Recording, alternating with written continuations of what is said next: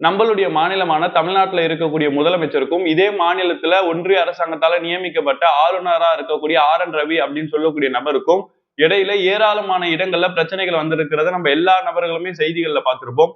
எந்த அளவுக்கு அப்படின்னு சொன்னா மாநில அரசாங்கம் தயார் பண்ணி கொடுக்கக்கூடிய குறிப்பை ஆளுநர் படிக்க மாட்டாரு அப்படிங்கிறதா இருக்கட்டும், இல்லாட்டி ஆளுநர் சட்டமன்றத்துக்கு வந்துட்டு எந்த விதமான முன்னறிவிப்புகளுமே இல்லாம சட்டமன்றத்தை விட்டு வெளியேறதா இருக்கட்டும், இல்லாட்டி தமிழ்நாட்டுக்கு தமிழ்நாடுன்னு பேர் இருக்கக்கூடாது, தமிழகம்னு இருக்கணும் அப்படின்னு சொல்லிட்டு மாநில அரசாங்கத்துக்கு எதிராக பல்வேறு விஷயங்கள் அவர் பொதுவெளியில பேசக்கூடிய விஷயங்களா இருக்கட்டும், இந்த மாதிரி ஏராளமான பிரச்சனைகள் தொடர்ச்சியாகவே இந்த ஆளுநர் இந்த மாநிலத்துல நியமிக்கப்பட்டதுல இருந்து இங்க இருக்கக்கூடிய அரசாங்கத்துக்கு எதிராக, இங்க இருக்கக்கூடிய அரசியல் கட்சிகளுக்கு எதிராக, ஆளுங்கட்சிகளுக்கு எதிராக தொடர் பிரச்சனைகள் வந்ததை நம்ம எல்லா நபர்களுமே தெரிஞ்சு வச்சிருக்கோம். இதுவெல்லாம் எப்படி ஒரு புறத்துல நடக்குதோ, இதையெல்லாம் எப்படி நம்ம செய்திகள்ல பாக்குறோமோ, அதே அளவுக்கு மற்றொரு புறத்துல என்ன நடக்குது அப்படின்னு சொன்னா, நம்மளுடைய மாநில அரசாங்கம் நம்மளுடைய நாட்டு மக்களுக்காக ஏதாச்சும் ஒரு திட்டங்களை கொண்டு வரலாம், ஏதாச்சும் ஒரு சட்டத்தை கொண்டு வரலாம் அப்படின்னு சொல்லிட்டு ஒவ்வொரு திட்டத்தை ஒரு மசோதாவாக தயார் செஞ்சு அதை ஆளுநருடைய ஒப்புதலுக்காக அனுப்பக்கூடிய நேரத்துல அந்த மசோதாக்கள் எதுக்குமே ஆளுநர் அவங்க ஒப்புதல் கொடுக்காமலே இருந்தாங்க. ஏன் அப்படின்னு சொன்னா, சட்டமன்றத்துல ஒரு மசோதாவை நம்மளுடைய மாநில அரசாங்கம் நம்மளுடைய மாநிலத்துக்காக உருவாக்குறாங்க அப்படின்னு சொன்னா அது ஒரு சட்டமாக இயற்றப்படுவதற்கு மாநிலத்துல இருக்கக்கூடிய ஆளுநருக்கு அனுப்பி வைக்கப்படணும் அப்படிங்கிறது இந்தியாவினுடைய அரசியலமைப்பு சட்டத்துக்கு கீழே இருக்கக்கூடிய விதிகள்.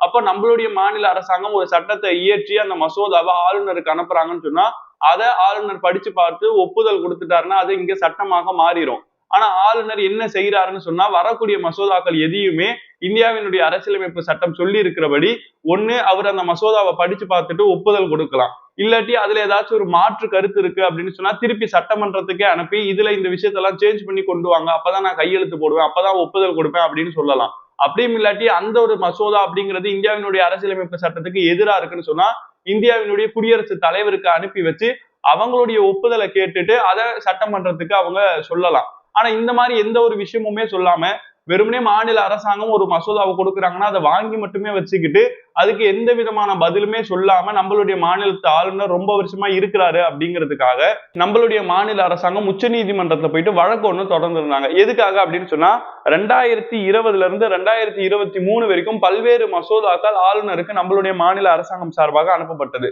அதிலும் குறிப்பாக எதை பத்தி அப்படின்னு சொன்னா, நம்மளுடைய மாநில அரசாங்கம் நடத்தக்கூடிய பல்கலைக்கழகங்கள்ல துணைவேந்தர்களை நியமிக்கிறது சம்பந்தமாக ஒவ்வொரு தடவை மசோதாக்களை உருவாக்கி அதை ஆளுநர்கிட்ட அனுப்பும் பொழுதும் ஒரு 3 ஆண்டு காலமாகவே அதுக்கு எந்த விதமான பதிலும் தராம வெறுமனே மசோதாக்களை வாங்கி மட்டுமே வச்சுக்கிட்டாரு, அதுக்கு எந்த விதமான ரிப்ளைவும் தரல அப்படிங்கறனால நம்மளுடைய மாநில அரசாங்கம் உச்ச நீதிமன்றத்துல போயிட்டு ரிட் மனு அப்படின்னு சொல்லக்கூடிய ஒரு பெட்டிஷனை போடுறாங்க.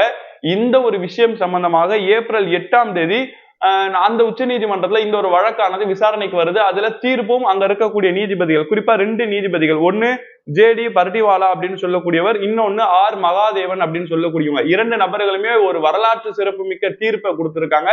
என்ன தீர்ப்புகள் அப்படின்னு சொன்னா, மாநில அரசாங்கம் அந்த மாதிரி ஒரு சட்டமன்றத்துல ஒரு மசோதாவை உருவாக்கி அதை ஆளுநருக்கு கொடுக்குறாங்கன்னு சொன்னா அதை ஆளுநர் உடனடியாகவே பரிசீலனை செஞ்சு அது மேல நடவடிக்கை எடுக்கணும். ஆனா இப்படி ஆளுநர் மசோதாக்களை வாங்கி வச்சுக்கிட்டு அதுக்கு பதிலே தராம இருக்கிறதுங்கிறது சட்டவிரோதம் அப்படின்னு சொல்லி இருக்கிறாங்க. அதே நேரம் ஆளுநருக்குன்னு சொல்லிட்டு தன்னிச்சையான அதிகாரம் அப்படிங்கிற ஒண்ணு கிடையாது அப்படிங்கிற மாதிரி சொல்லியிருக்காங்க. இது மட்டும் இல்லாம ஆளுநருக்கு ஒரு மசோதாவை சட்டமன்றத்துல இருந்து அனுப்புறாங்கன்னு சொன்னா அதுக்கு அவர் ஒப்புதல் தரணும். ஆனா இங்க தமிழ்நாடு அரசாங்கம் கொடுத்திருக்கக்கூடிய ஒரு 10 மசோதாக்களுக்கு ஆளுநர் அப்படிங்கிற ஒரு ஒப்புதலே தரல. அப்ப இந்த இடத்துல சட்டத்தின் கீழே, அதாவது 142 அப்படின்னு சொல்லக்கூடிய பிரிவின் கீழே உச்ச நீதிமன்றமே அந்த 10 மசோதாக்களுக்குமே சரிபார்த்து அந்த 10 மசோதாக்களுமே மாநில அரசாங்கத்துக்கு தேவையானதா அப்படின்னு சொல்லிட்டு அவங்களுடைய அதிகாரத்தை பயன்படுத்தி அந்த 10 மசோதாக்களையுமே செல்லுபடி ஆகக்கூடியதுதான் அப்படின்னு சொல்லிட்டு தீர்ப்பும் கொடுத்திருக்கிறாங்க. அது மட்டும் இல்லாம மாநில ஆளுநர்கள் அப்படிங்கிறவங்க அந்த மாநில அரசாங்கத்தினுடைய ஆலோசனைகளை கேட்டு அதுக்கேற்றவாறு நடந்துக்கணும். அவங்க அந்த மாநில அரசாங்கத்தோட ஒரு நட்பு ரீதியாக ஒரு நண்பனை போல பழகணும். அவங்களுக்கு இருக்கக்கூடிய தன்னிச்சையான அதிகாரத்தை எல்லாம் பயன்படுத்தக்கூடாது, அவங்களுக்குன்னு ஒரு தன்னிச்சையான அதிகாரமே கிடையாது அப்படின்னு சொல்லிட்டு எல்லா ஆளுநர்களுக்குமான ஒரு வழிகாட்டுதலை உச்ச நீதிமன்றம் கொடுத்திருக்கு. அது மட்டும் இல்லாம ஆளுநர் அப்படின்னு சொல்லக்கூடியவங்களுக்கு சில காலக்கெடுகளையும் உச்ச நீதிமன்றம் இந்த ஒரு வழக்குல கொடுத்திருக்கிறாங்க. ஒரு 3 காலக்கெடுகள் என்னென்ன அப்படின்னு சொன்னா, மசோதாவுக்கு ஒப்புதல் அளிக்காமல் நிறுத்தி வைக்கும் போதோ அல்லது குடியரசுத் தலைவருக்கு அனுப்பும் போதோ ஆளுநர் அம்மசோதா மீது 1 மாசத்துக்குள்ளாக முடிவெடுக்க வேண்டும். நம்ம இந்த ஒரு வழக்கிலேயே பார்த்தோம்ல, இந்த ஒரு பிரச்சனையிலேயே 3 வருஷம் ஆச்சு. ஆனா அதுக்கு எந்த விதமான பதிலையுமே சொல்லாம ஆளுநர் அப்படியே மசோதாவை வச்சுக்கிட்டாரு அப்படிங்கறதுதான் இங்க பிரச்சனையே. அப்ப இந்த ஒரு பிரச்சனை இனி வரக்கூடிய காலங்கள்ல நடக்கக்கூடாது அப்படின்னு சொல்லிட்டு உச்சநீதிமன்றம் என்ன சொல்லியிருக்குன்னா, அவர் மசோதாவை குடியரசுத் தலைவருக்கு அனுப்பினாலும் சரி, அவரே வச்சுக்கிட்டாலும் சரி, 1 மாசத்துக்குள்ளாக அந்த மசோதா மேல என்ன நடவடிக்கை எடுக்கப்பட்டிருக்குங்கிறத ஆளுநர் தெரிவிக்கணும் அப்படின்னு சொல்லியிருக்கிறாங்க. 2வது விஷயம், மசோதாக்களை நிறுத்தி வைப்பது அல்லது குடியரசுத் தலைவருக்கு அனுப்புவது என்பது மாநில அரசின் முடிவுக்கு முரணானதாக இருந்தால் ஆளுநர் அது குறித்து அதிகபட்சம் 3 மாத காலத்துக்குள் முடிவெடுக்க வேண்டும் அப்படின்னு சொல்லியிருக்காங்க. 3வதா என்ன சொல்லியிருக்காங்கன்னு சொன்னா, மசோதாக்கள் திருப்பி அனுப்பப்பட்டு மாநில சட்டமன்றம் மீண்டும் அம்மசோதாவை நிறைவேற்றி அனுப்பும் பட்சத்தில் இம்முறை ஆளுநர் 1 மாத காலத்துக்குள் ஒப்புதல் அளிக்க வேண்டும். உதாரணத்துக்கு ஒரு மசோதாவை கொடுக்குறாங்க, இதை சட்டமா ஆக்கணும் அப்படின்னு சொல்லிட்டு மாநில அரசாங்கம் ஆளுநர் கிட்ட ஒப்புதல் கேட்கிறாங்கன்னு சொன்னா, அது அவரு இல்ல இதெல்லாம் மாத்தி கொடுத்தாதான் நான் ஒப்புதல் கொடுப்பேன் அப்படின்னு சொல்றாருன்னு வச்சுக்கோங்களேன், அது மீண்டும் சட்டமன்றத்துக்கு வரும். சட்டமன்றத்துல திருப்பி அதையெல்லாம் மாத்தி ஆளுநர் சொன்ன விஷயங்கள் எல்லாம் அதுல சேர்த்து திருப்பி ஆளுநருக்கு அனுப்புறாங்கன்னு சொன்னா, அந்த மசோதாக்கு அவர் 1 மாசத்துக்குள்ளாக ஒப்புதல் கொடுக்கணும் அப்படிங்கிற ஒரு விஷயத்தையும் உச்சநீதிமன்றம் இந்த ஒரு வழக்குல சொல்லியிருக்கிறாங்க.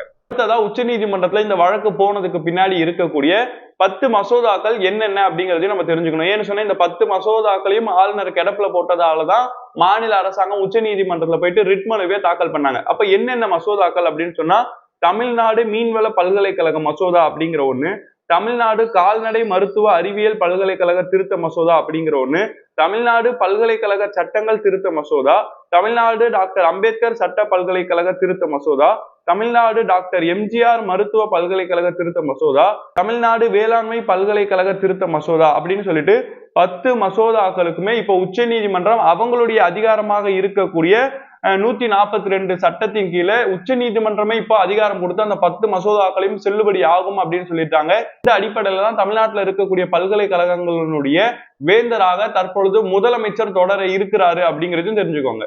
அப்ப இந்த மாதிரி ஒரு மாநில அரசாங்கம் அப்படிங்கிறது மக்களால தேர்வு செய்யப்படும் பொழுது அந்த மாநில அரசாங்கம் அந்த மக்களுக்காக பல்வேறு சட்டங்களை மசோதாக்களாக கொண்டு வரும் பொழுது அத ஒன்றிய அரசாங்கத்தால நியமிக்கப்படக்கூடிய ஆளுநரால இந்த மாதிரியான சட்ட திட்டங்கள் எதுவுமே நிறைவேற்றப்படாம கிடப்பிலேயே போடப்படுறது ஒரு வாடிக்கையான ஒரு விஷயமா தமிழ்நாட்டுல தொடர்ச்சியா நடந்துகிட்டு இருந்துச்சு. இந்த விஷயம் இனிமே நடக்கக்கூடாது அப்படிங்கிறதுக்காக தான் உச்ச நீதிமன்றம் இப்படி ஒரு தீர்ப்பை கொடுத்திருக்காங்க. இந்த ஒரு தீர்ப்பை நீங்க எப்படி பாக்குறீங்கன்றத கீழே மறக்காம கமெண்ட் பண்ணிட்டு உங்களோட ஃப்ரெண்ட்ஸ்க்கும் இந்த வீடியோ மறக்காம ஷேர் பண்ணுங்க. இந்த மாதிரியான அப்டேட்ஸை தொடர்ச்சியா தெரிஞ்சுக்க நம்மளோட சேனலை மறக்காம சப்ஸ்கிரைப் பண்ணிக்கோங்க.